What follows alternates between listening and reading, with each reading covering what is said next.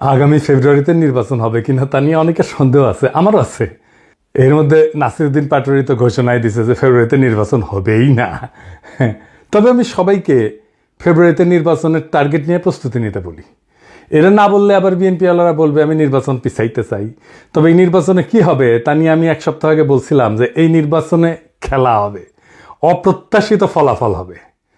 Editor সাহেব এনার দেখা দেন, নাহলে ব্যাক ফাপড় নিতেছি।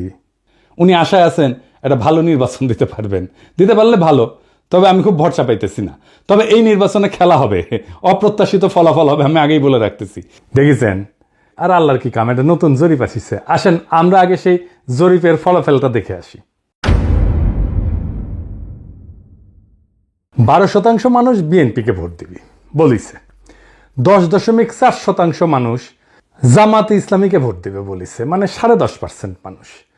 7.3% মানুষ আওয়ামী লীগকে ভোট দিবে বলিছে, এবং 2.8% মানুষ, মানে প্রায় 3%-এর মতো মানুষ এনসিপিকে ভোট দিবে। তবে কাকে ভোট দিবে এ বিষয়ে এখনো সিদ্ধান্ত নেয়নি 48%-এর বেশি মানুষ। অন্যদিকে জরিপে কাকে ভোট দিতে চায় তা বলতে রাজি হয়নি 14.4% মানুষ। এটা BRAC institute of governance and development BIGDর একটা জরিপ। 8 মাস আগে গত অক্টোবর মাসে একই প্রশ্ন করা হয়েছিল এবং এরাই এই স্টাডিটা করছিল। সেখানে 16.30% মানুষ বিএনপিকে ভোট দিতে চাইছিল। এইটা স্যার গতবার আর এইবারেরটা একটু পাশাপাশি দেখেন, তাহলে বুঝবে যে কেমন কমিছে। 11.30% মানুষ জামাতকে ভোট দিতে চাইছিল এবং 2% মানুষ এনসিপিকে ভোট দিতে চাইছিল। তার মানে জরিপ অনুযায়ী 8 মাস পরে বিএনপি এবং জামাতের ভোট কমিছে, এনসিপির কি সামান্য কিছু বাড়িছে। তবে 62% মানুষ এই রাজনৈতিক দলগুলোকে ভোট দেবে না, তাই না? কারণ তারা হয় বলতে রাজি হয়নি, অথবা তারা এখনো সিদ্ধান্ত নেয়নি। এরা এই 1 বছরে তাদের উপর থেকে আগের সমর্থন হারা সরাই ফেলছে, আরো ফেলবে। বিএনপির জনসমর্থন, দলের জনসমর্থন 26.32% কমিছে। হে প্রভু হরিরাম কৃষ্ণ জগন্নাথ প্রেমানন্দী, ইয়া ক্যা হুয়া। এডিটর সাহেব হে অরিজিনালটা শুনে দেন একটু। हे प्रभु हे हरि राम कृष्ण जगन्नाथ प्रेमानंदी, ये क्या हुआ? गलाव से पानी आ गया, गामछा भी खुल गया मेरा, लेंटी ये देखिए। হ্যাঁ, সাপ্রি ইনস্টিটিউট অফ ক্রিটিক্যাল থিঙ্কিং এর হোয়াটসঅ্যাপ শাখার গলা পর্যন্ত পানি আগা। বিএনপিকে জিততে পারবে, তারা মনে করতেছে পারবে, কারণ আওয়ামী লীগের এই 7.3% ভোট তারা নিবে। কিভাবে তারা নিবে, কৌশল কি, আসেন সেটা একটু বুঝে দেখি। তারা তাদের নেতাদের একটা অংশকে মুজিব, ধানমন্ডি, 32 নম্বর আওয়ামী লীগ নিষিদ্ধ করা প্রশ্নে আওয়ামী লীগের যে বয়ান সেটা ফেরি করার কাজে নামাই দিছে। আমরা জানি এই যে শেখ রুমিনুর রহমান, ফজা পাগলা, হাবিবুর রহমান হাবিব, এরা তো কেন্দ্রীয় পর্যায়ে, এমনকি জেলা পর্যায়ে, উপজেলা পর্যায়ে পর্যন্ত আওয়ামী লীগের ভোটার, বিশেষ করে হিন্দু সম্প্রদায়ের কাছে তারা একই বয়ান ফেরি করিচ্ছে। শুনেন, এটা বগুড়ার শাহ আলম সাহেব করছে। কিন্তু সংগঠন হিসেবে আওয়ামী লীগ নিষিদ্ধ চাই না। অথচ আজকে যারা বেহেশতের টিকিট দিতে চায়, জামাতের মধ্যে একটি নতুন সংগঠন করেছে হিন্দু জামাত। এটা কখনো সম্ভব? তারা এবং নতুন একটি রাজনৈতিক দল মিলে 3 দিনের ভুয়া আন্দোলন করে স্বাধীনতার নেতৃত্ব করে একটি রাজনৈতিক দল, বাংলাদেশের সবচেয়ে পুরনো একটি রাজনৈতিক দল, সেই দলকে বাংলাদেশে নিষিদ্ধ করেছে, যেটা রাজনৈতিক ভাবে সঠিক সিদ্ধান্ত হয়েছে বলে আমি বিএনপির একজন কর্মী হিসেবে মনে করি না।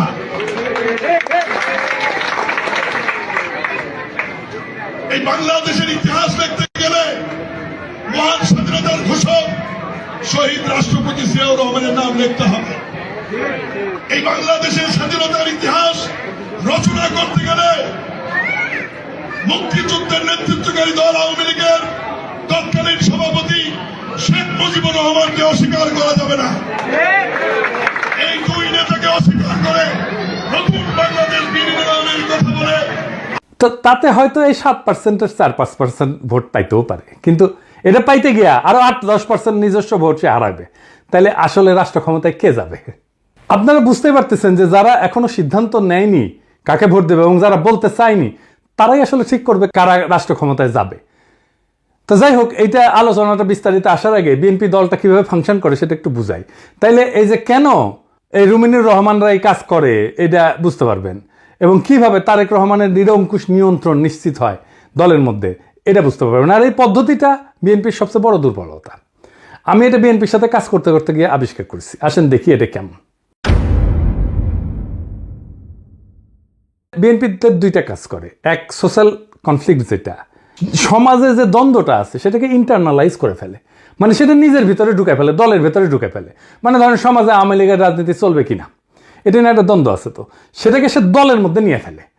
আওয়ামী লীগের রাজনীতি করা উচিত এমন একটা দল তৈরি করে নিজের দলের মধ্যে এই মত প্রচার করবে, আর তার বিপরীতে আরেকটা দল তৈরি করে যারা ভিন্ন মত প্রচার করবে। এটি হইতেছে এক্সটার্নাল কনফ্লিক্টকে ইন্টারনালাইজ করা। কি সুবিধা পায় এতে? সে মনে করে যে এক্সটার্নাল যে কনফ্লিক্ট এটা তো ম্যানেজ করা ডিফিকাল্ট, এক্সটার্নাল কনফ্লিক্টকে আমি যদি ইন্টারনাল করে ফেলি সেটাকে আমি কন্ট্রোল করতে পারবো ইজিলি, কারণ আমি তো নেতা, আমার কথা দুই পক্ষই শুনবে। তো আমি এই আলোচনাটা দলের মধ্যে থেকে করব এবং আমি এটাকে নিয়ন্ত্রণ করব। বুঝতে পারছেন? মানে সমাজের যে বিতর্ক সেটা আমি নিজের দলের ভেতরের একটা ইন্টারনাল বিতর্ক করে ফেলবো। দলের ভেতরে যদি আমি ইন্টারনাল, সমাজ তো আমার কথা শুনে না, তো দলের ভেতরে যদি আমি ইন্টারনাল কনফ্লিক্টটা নিয়ে আসি তাহলে দলের লোক সবগুলো আমার কথা শুনতে বাধ্য হবে। আর একটা বিষয় হইতেছে যে এরা একজনকে আরেকজনের পিছিয়ে লাগিয়ে দেয়। এই যে কনফ্লিক্টটা দলের ভেতরে নাই সেটা তৈরি করে।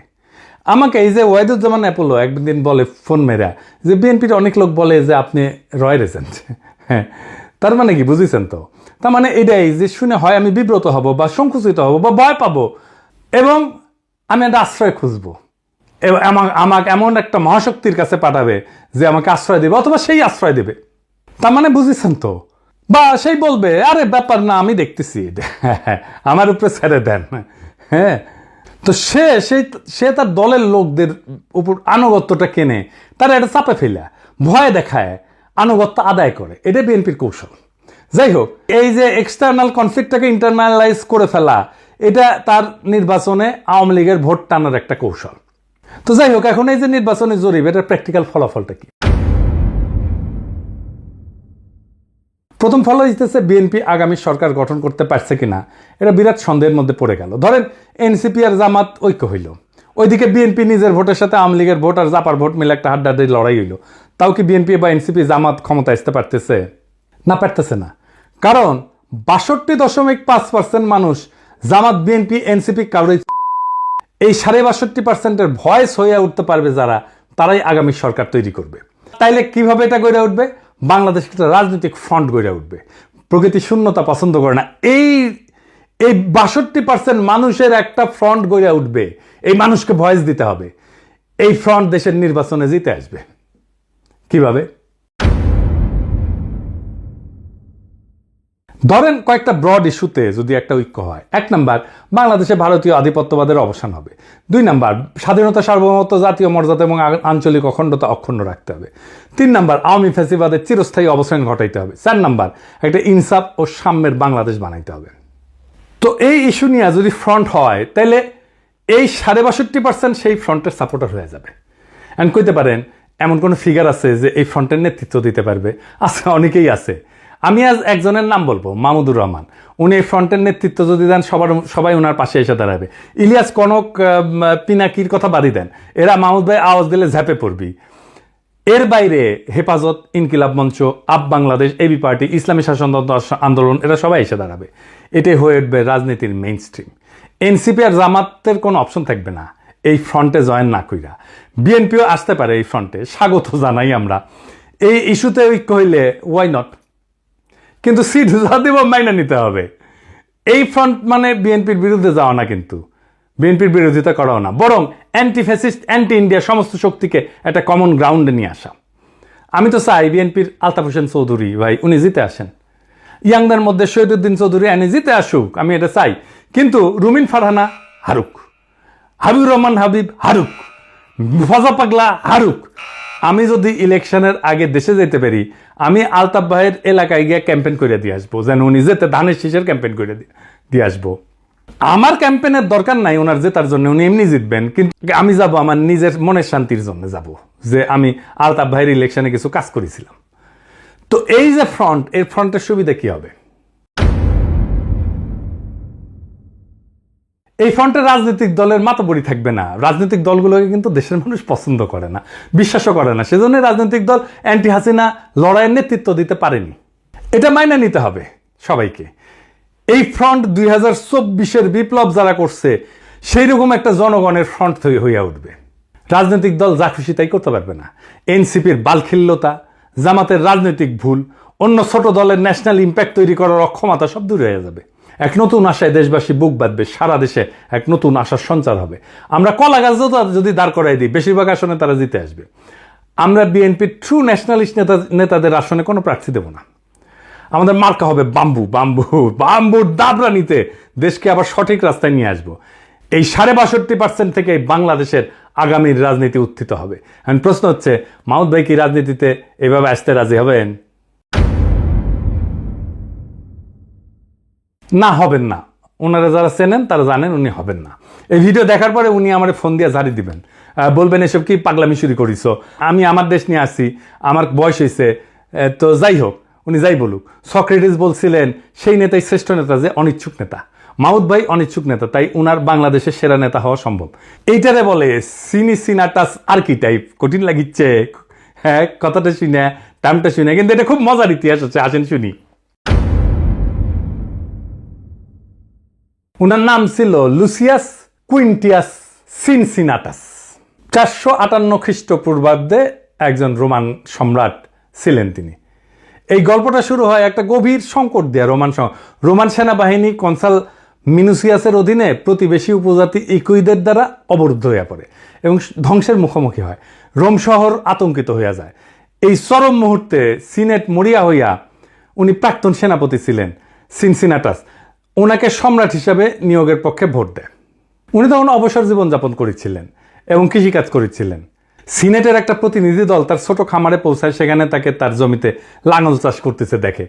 দেশের ডাকে সাড়া দিয়ে সিনসিনাটাস একটা নতুন সেনাবাহিনী গঠন করে এবং অসাধারণ সামরিক অভিযানে একদিনের মধ্যে ইকুইদেরকে পরাজিত কইরা অবরুদ্ধ রোমান বাহিনীকে উদ্ধার করে রোম শহরকে রক্ষা করে। 6 মাসের জন্য ওনাকে সম্রাট বানানো হয়েছিল, কিন্তু 15 দিন বা 16 দিন পরে উনি ক্ষমতা চাইরা আবার চলে যান, ওনার ক্ষেতের মাঠে চলে যান কৃষিকাজ করতে।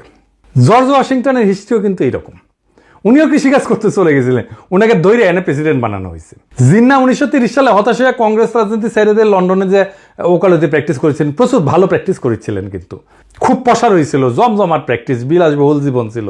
ওনারা ধৈর্য এনে মুসলিম লীগের নেতা বানানো হয়েছে, আর ভারতবর্ষের ইতিহাস বদলাই গেছে। এই যে আমাদের হাসান সৈয়দ সোহরাওয়ার্দী, তারও কিন্তু এরকম কাহিনী আছে। ওনার বোন বেগম শায়েস্তা ইকরামুল্লাহ সোহরাওয়ার্দীর লেখা জীবনীতে আছে। 1933 সালে সোহরাওয়ার্দী সিদ্ধান্ত নিল আর রাজনীতি করবেন না। ট্রেনে করে ভাইয়ের সাথে বোম্বে থেকে কলকাতা ফিরতেছিলেন। প্রোগ্রাম ছিল স্টেশনে নেমে বাসায় ফিরে রেস্ট নেবেন এবং ঘর সংসার করবেন।